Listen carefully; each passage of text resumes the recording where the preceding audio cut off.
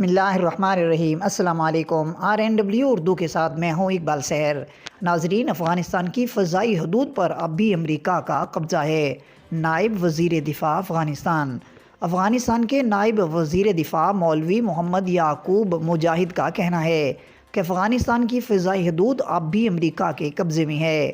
Afghan channel کو interview میں طالبان حکومت کے نائب وزیر دفاع اور طالبان تحریک کے بانی ملا محمد عمر مجاہد کے بیٹے محمد یعقوب مجاہد نے کہا ہے کہ مخلوط حکومت کے نام پر غیر ملکی مداخلت کو قبول نہیں کیا جا سکتا۔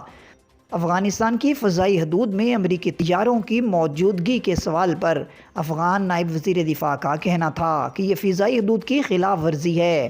فضائی حدود پر اب بھی امریکہ کا قبضہ ہے۔ پہلے بھی اس کی وضاحت کر چکا ہوں اور اب نہیں چاہتا کہ کشیدگی ہو اور دوسرے ممالک سے ہمارے تعلقات خراب ہوں۔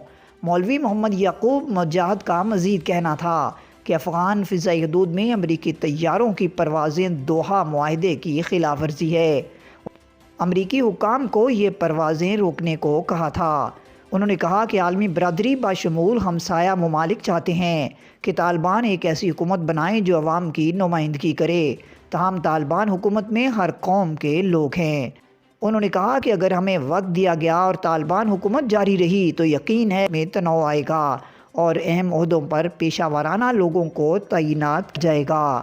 مزید اپڈیٹ کے لیے ہمارے ساتھ وابستہ رہیں۔ اگر آپ نے ہمارے چینل کو سبسکرائب نہیں کیا تو پلیز کر دیجئے اور بیل آئیکن کو پریس کرنا مت بھولیے تاکہ ہماری نئی ویڈیو کا نوٹیفیکیشن بر وقت آپ تک پہنچ سکے۔